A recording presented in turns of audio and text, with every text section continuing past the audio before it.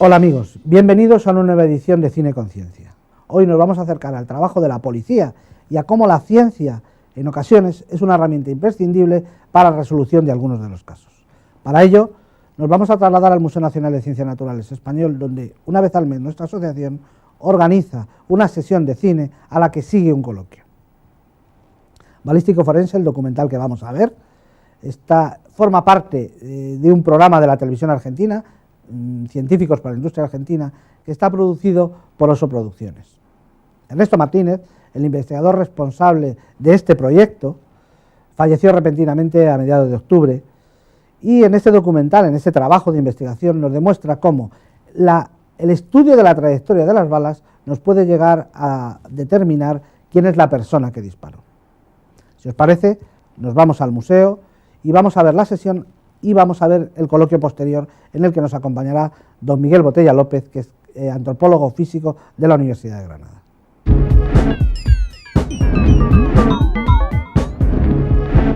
Hola, ¿qué tal? Estamos en el Instituto Balseiro, en Bariloche, en la Patagonia Argentina, y formamos parte de un grupo de aplicaciones forenses de la física. Lo que vamos a contar a continuación es nuestra solución acústica de un caso muy resonado en 1997, en el cual murió una participante en una manifestación popular. En esa ocasión se tenía un video que mostró la muerte de esta mujer, por lo cual el caso tuvo gran relevancia en los medios, y el problema era que, como en estos tiroteos filmados en video, normalmente es muy difícil ver quién está disparando. Nuestra solución, como verán ustedes, fue analizar el sonido de los disparos. Eso permitió resolver quién disparaba. Mi nombre es Ernesto Martínez, soy físico, y mi colega aquí es Willy Pregliasco, también doctor en física. Vengo de rama, igual que Ernesto, vengo de una rama distinta de la física. Vengo a trabajar en colisiones atómicas, en propiedades ópticas de materiales, y la verdad que es una hermosa experiencia salir del laboratorio, ver el mundo, interactuar con él, con distintos ambientes, con abogados, jueces, técnicos de otras profesiones. Y al principio todo parece muy raro, muy diferente, pero a poco de andar uno se da cuenta que la ciencia que aparece es igual de interesante, que la física y sus métodos son los mismos, y bueno, espero que lo disfruten, tanto como lo disfrutamos nosotros. Que la pasen bien, y si les llegan a pegar un tiro, avísennos.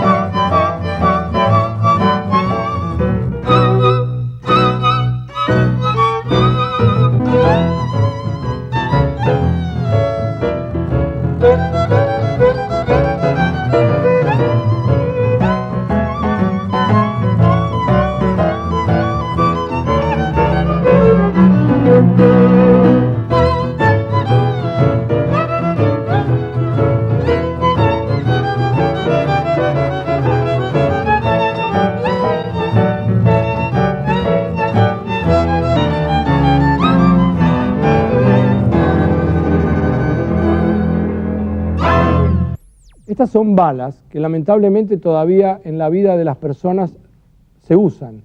Se usan además para matar. Quiero contarles que en el año 1997, en la localidad de Cutralcó, en un momento en que había una manifestación de docentes que reclamaban por sus sueldos, cosa que es harto común en el país, se produjo un asesinato nada menos. Un asesinato que trascendió, que fue el asesinato de Teresa Rodríguez. Gracias a un video de un noticiero y la intervención de un grupo de físicos forenses. Uno está acostumbrado a escuchar médicos forenses. En este caso voy a hablar de físicos forenses. de doctores en física que se dedicaron a estudiar ese video para poder descubrir quién había sido el que tiró, si había sido un policía o no. ¿Cómo lo descubrieron?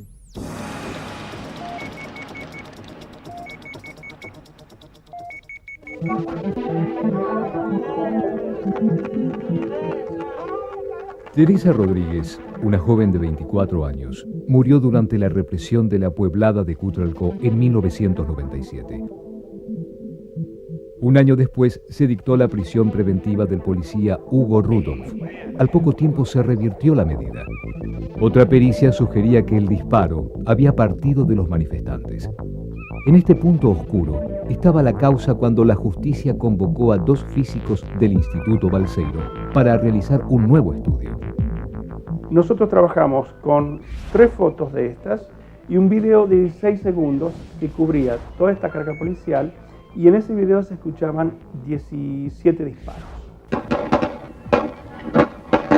Nuestro cometido era tratar de determinar quién había hecho esos disparos. Además de trabajar con las imágenes del video, a los físicos se les ocurrió usar el audio también y resultó una idea excelente.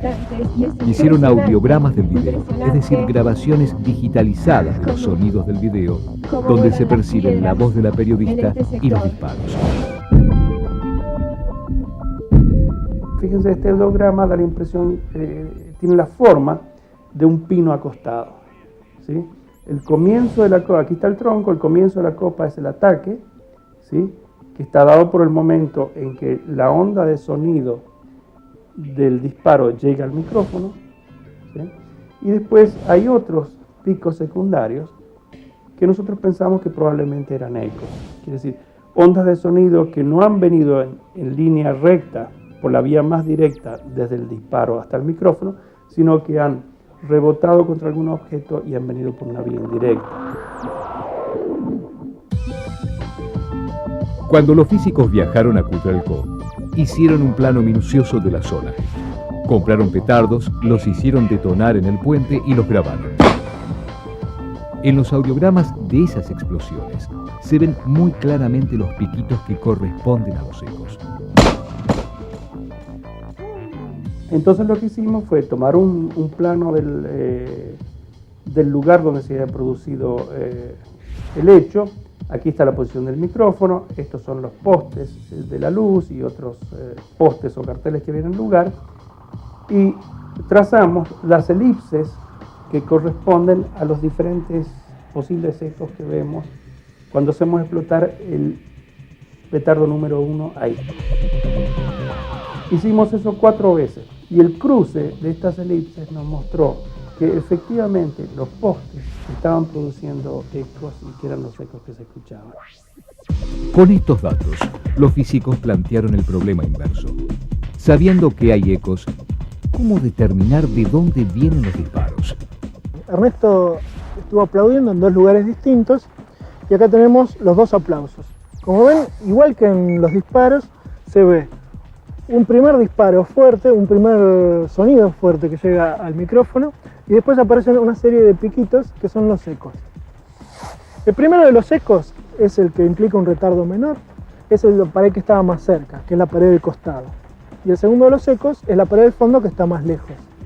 Entonces, si él se acerca a la pared del costado, la distancia esta entre el eco y el aplauso se va a achicar. Y si él se acerca a la pared del fondo, la distancia al segundo eco se va a achicar. Entonces acá tenemos la distancia en X y en Y en 2 direcciones perpendiculares a paredes, a 2 paredes, a 2 puntos de referencia que producen ecos. De manera que mirando esto uno podría saber de dónde, en este entorno, de dónde aplaudió Ernesto. Lo interesante es ver cómo la información acústica me está dando datos geométricos sobre la geometría del lugar, de dónde están proviniendo el sonido, cuál es la fuente del sonido, cómo se ubica esa fuente de sonido respecto de los objetos que producen eco. Los científicos habían visto el video muchas veces y no podían determinar de qué arma venía el disparo. Pero tras analizar los ecos de manera acústica, volvieron al video. El paso siguiente, una vez que hubimos localizado los disparos y sabíamos en qué momento se habían producido, era tratar de determinar quién estaba en ese lugar, ¿sí?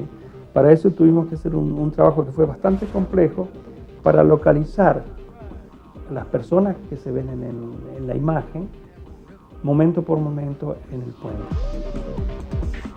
No se ve ningún fogonazo, no se ve humo, no se ve brillo de un casquillo que vuela, nada.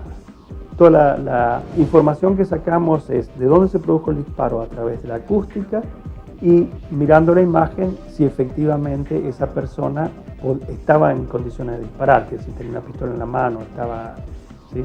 La policía decía que nunca habían disparado y que todos los disparos habían provenido del lado contrario. No sabemos qué pasó con los 6 disparos que no pudimos localizar, pero los 11 disparos que sí pudimos localizar se generaron en la zona donde estaban los policías.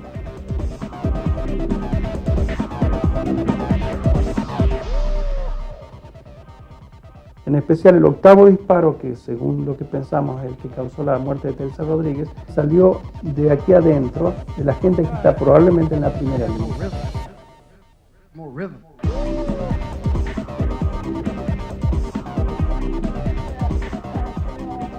Uno aplica un montón de conocimiento a un caso y después va al juzgado y no tiene los resultados que uno quiere. No hay que tomárselo personal. No somos investigadores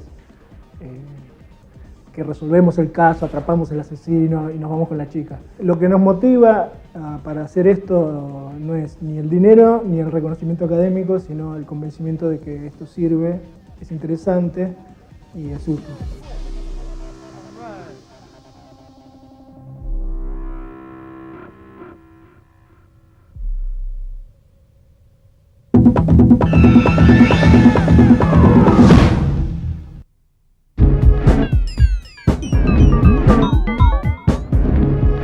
Tenemos una persona con unos conocimientos amplísimos que ha tenido la amabilidad de, al regresar de un viaje de trabajo, venir con nosotros desde Granada y estar hoy aquí para poder responder a las preguntas o a los comentarios que nos quieran hacer. Así que, como es habitual, le cedo la palabra antes de abrir el coloquio para comentar la película. Es cierto que nosotros los que nos dedicamos a la ciencia forense, a ese conjunto de elementos que es la criminalística, pues realmente, pues yo no sé, yo les diría que me ha llamado mucho la atención cuando, refiriéndose al doctor Martínez, ese personaje que han visto con esa calidad humana, pues decían, es diferente entre los diferentes. Es verdad, es que piensen una cosa, el trabajo que tenemos, lo que hacemos y de la manera que lo hacemos, pues hace que la gente sea diferente. Es verdad, no... lo que él decía también de estar en contacto con la sociedad y al mismo tiempo estar trabajando en el laboratorio, eso nos da una dimensión distinta. En nuestro caso, nosotros trabajamos en antropología y antropología forense, y habrán visto que, bueno, pues que también la antropología forense exige, igual que la física, igual que la balística, cualquier otra especialidad, la entomología, la patología forense, pues exige especialización diversa. En mi caso yo procedo de dos mundos tan distintos como la arqueología, hice arqueología y después hice medicina, bueno, y trabajo en antropología forense.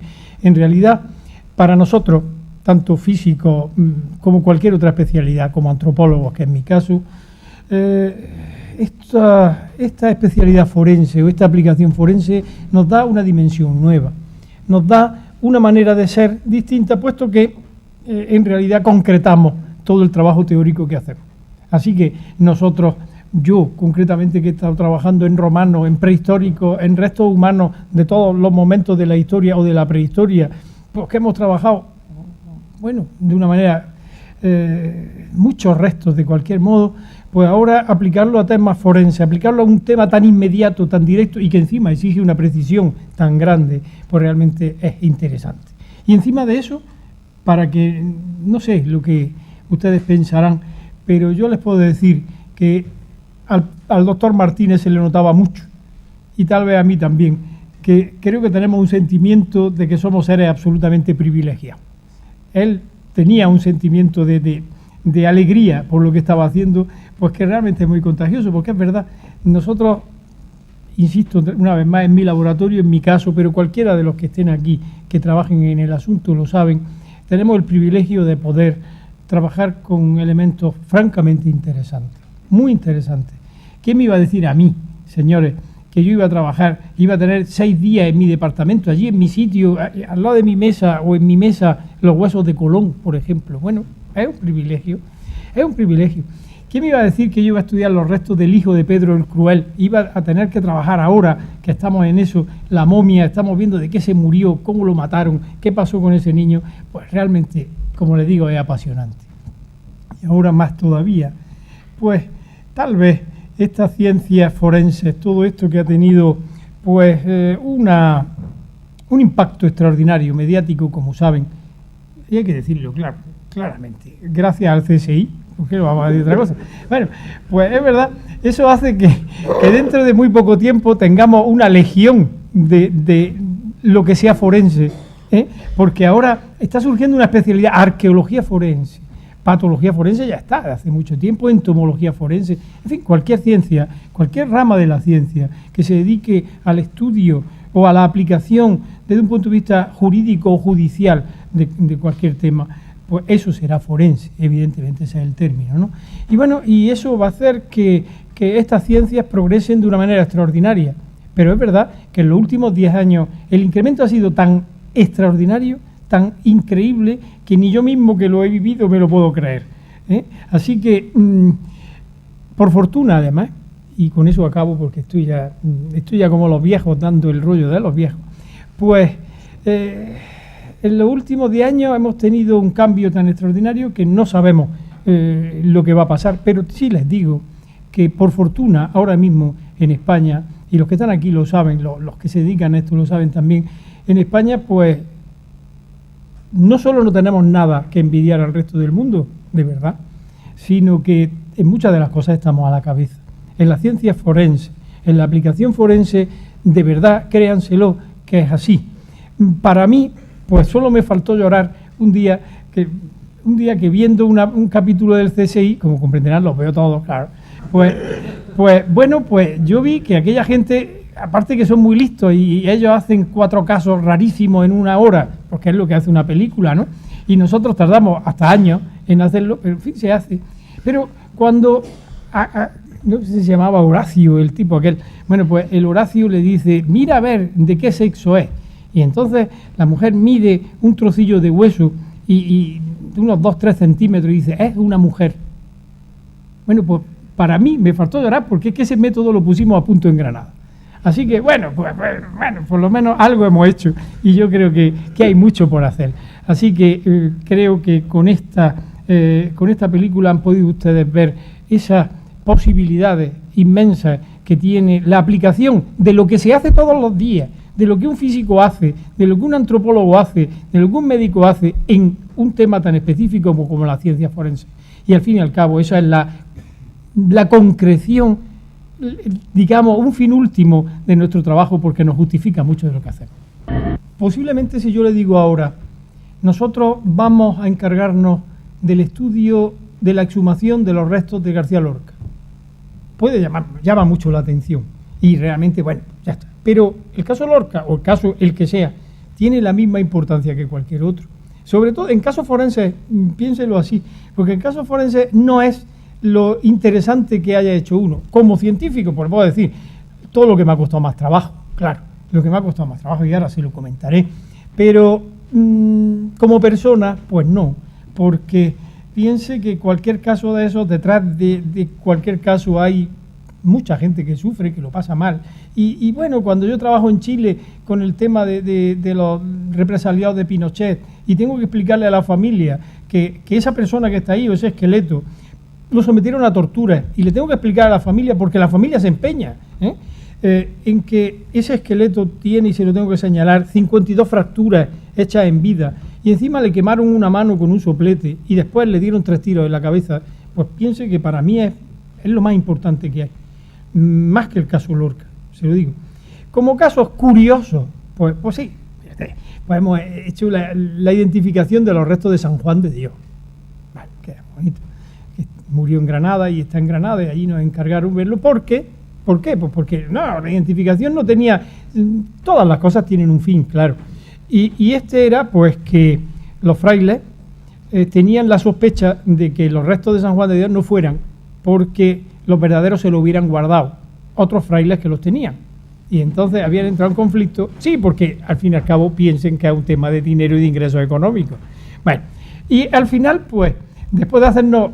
Todo es muy pintoresco, todo nuestro trabajo es tremendamente pintoresco. Estamos en el campo, estamos donde sea. Bueno, pues a nosotros nos metieron en un lugar que era pues la antesala esta de la tumba del santo, en la iglesia, y entonces pues nos hicieron jurar que no íbamos a decir nada, un secreto grandísimo, bueno, y lo juramos.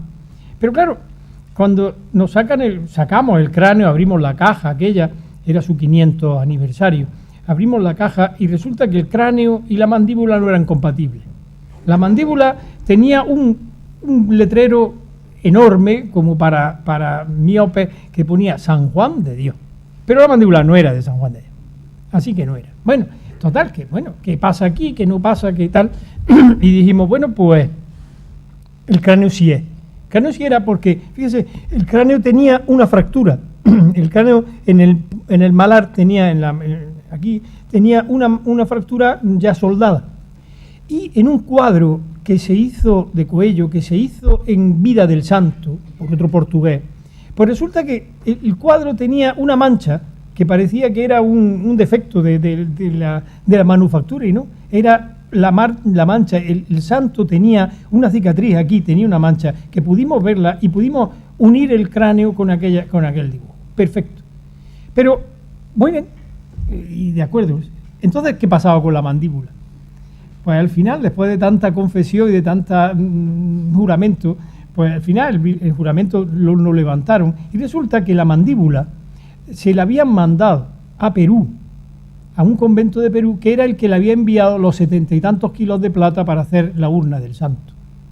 Bueno, llamémosle trueque, llamémosle lo que sea, pero en fin, cambiaron por la mandíbula y dijeron, ¿quién se va a enterar? Pues ya está. Pues ahí está. Pero bueno, también uno es testigo de cosas graciosísimas. Vean ustedes. Claro, al sacar aquellos restos, pues yo estoy acostumbrado a tocar los huesos, claro. ¿Qué le voy a decir, no? Pues son miles los que toco todos los días, pues ya estoy. Bien, y entonces, pues, de una manera un poco teatral, si quieren, pues pusimos allí un paño y pusimos los restos del santo, y entonces habían venido los frailes pues de Portugal, los superiores de Portugal, el superior de Roma, varios, y entonces había 25 frailes allí mientras trabajábamos. Los frailes estaban totalmente sobrecogidos, nunca habían visto el santo y para ellos aquello era especial. Bueno, cuando ya estábamos trabajando nos pidieron, por favor, antes de irse a comer, nos pidieron dar una vuelta alrededor del santo. Bueno, nos quedamos allí y ellos pasaron, tocaban el santo de una manera muy mística, iban, pero cuando salen le faltaba un trozo al santo. Total, que bueno, pues, entonces le dije al custodio, mire usted, aquí falta un trozo de hueso, un trocillo, de verdad, quieto todo el mundo. Y entonces pararon los frailes y dijeron, mire usted, falta un trozo, silencio. Pero no se preocupen porque tiene los restos que no están autentificados no sirven como reliquia, o sea que es una tontería. Y segundo, que el que roba una reliquia tiene excomunión. Silencio sepulcral. Y por la noche, cuando ya iban a reenterrar al santo, este custodio del santo, que hay un custodio de eso, en el púlpito dijo, me han entregado un resto del santo en secreto de confesión. O sea, que en todas partes cuecenaba, señores. Bueno, y con respecto bueno, lo más relevante, si usted quiere, pues los restos de Colón, que esa es otra historia. Los restos de Colón, pues nos llaman Discovery Channel, como ustedes saben, un jaleo enorme, una cosa mediática inmensa. Bueno, y entonces vamos a la Catedral de Sevilla, sacamos la urna de Colón, de plomo del siglo XVIII, y bien, y entonces ustedes imagínense la escena, muchísimas personas, la televisión, no sé cuántas televisiones, no sé cuántas emisoras, tal, y en ese momento me dicen, abra usted la caja. Bueno, pues vale, allí pues, abrimos la caja, desesperación. 150 gramos de hueso es lo que había dentro. Y eran esquirlas y astillas minúsculas. Con lo cual, en ese momento digo, ¿y ahora qué digo yo? Porque en realidad, pues claro, dicen que los huesos hablan, pero la verdad es que hablan lo que puedan hablar y lo que uno sepa hacerle hablar, ¿no? Y bueno, costó trabajillo que hablara, pero bueno, supimos algunas cosas, que todos los huesos eran de la misma persona, que era un varón, que murió entre 50 y 70 años, y una cosa muy curiosa, que lo habían, eso no se sabía, que lo habían descarnado. A Colón le quitaron la carne. ¿Por qué? Pues porque Colón tiene una marca de corte en un trocillo de hueso. Es porque a Colón lo enterraron, murió en 1506, y ese mismo día que murió, el mismo día de su muerte, lo enterraron en Valladolid, en el convento de los franciscanos. Y ahí en ese mismo momento comenzaron los pleitos colombinos, famosos, que duraron siglos. Entonces el hijo y la nuera, pues 3 años después lo exhumaron, lo sacaron y se lo llevaron a Valladolid. Perdón, se lo llevaron a Sevilla, a la Cartuja de Sevilla, que es donde estuvo enterrado, hasta sacarlo 40 años más tarde y llevárselo a Santo Domingo. De ahí otra vez lo sacaron y se lo llevaron en 1795 a La Habana, y de La Habana en 1898 volvió a Sevilla. Así que ven ustedes que el hombre casi viajó más de muerto que de vivo. Pero claro, ahí se fueron quedando cachillos de hueso por un lado y por otro. Pero bueno, cuando lo sacaron en 1509, su hijo Diego y su nuera, para llevárselo a Sevilla, es obvio que en 3 años no se había descompuesto el cadáver entero, y entonces lo descarnaron. Esa era la costumbre de la época, el descarnar los cadáveres. Antes había sido hervirlo y cocerlo, pero se lo prohibió la Iglesia, y era descarnado para poderlos trasladar. Esa es la razón, fíjense ustedes, por la que, por ejemplo, todos lo sabemos, Juana la Loca paseó a Felipe el Hermoso por todas partes, y lo paseó durante mucho tiempo por Castilla, pero ni un solo cronista, todos dicen que estaba loca, pero ni un solo cronista dice que oliera el cadáver, ni uno. Sin embargo, Isabel la Católica, que muere 2 años antes que Colón, 1504, dice en su testamento, lo dice el día antes de morir, dice: ítem, quiero y mando que cuando muera envíen mi cuerpo a Granada, tal como estuviere, sin tocar. Ella le da cierto yuyu a aquello y no quiere que la hagan. Pero lo que tarda, me parece que tarda 20 o 21 días en llegar a Granada.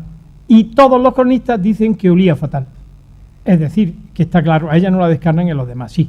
Por lo tanto, era una costumbre de la época del fin del medievo, comienzos del Renacimiento, y en estos restos, evidentemente, tenemos una evidencia de que lo cortaron, de que lo descarnaron.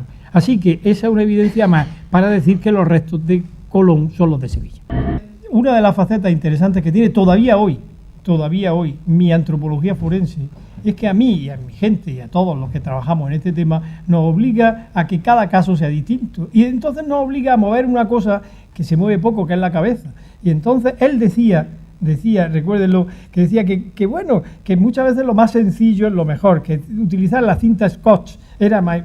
Evidentemente, claro, se pueden utilizar, y de hecho se emplean cosas de alta tecnología, pero también es verdad que el poder analizar unos restos y el poder ver unos restos no es tan aséptico como uno se puede imaginar, porque cuando estamos en el campo o estamos me ha tocado en La Puna, en Perú, a 4.000 y pico metros de altura, que todo está muy bien, pero yo estoy mareado, estoy mal, y encima estoy helado de frío, y está allí uno viendo cosas y tiene que hacer la identificación. Pues hay que emplear, pues, no sé, tal vez la herramienta más interesante para toda esta tecnología sea el sentido común, y saber lo que se puede usar de cada uno, y saber evidentemente cuándo se puede ir a un físico y decirle: dime esto, porque lo que sí le garantizo es que a todas las personas que yo he acudido, todos han colaborado de manera absolutamente entusiasta, porque entre otras cosas lo ven muy raro y les gusta. Es algo que se sale de su rutina diaria, y eso realmente es apasionante para cualquiera.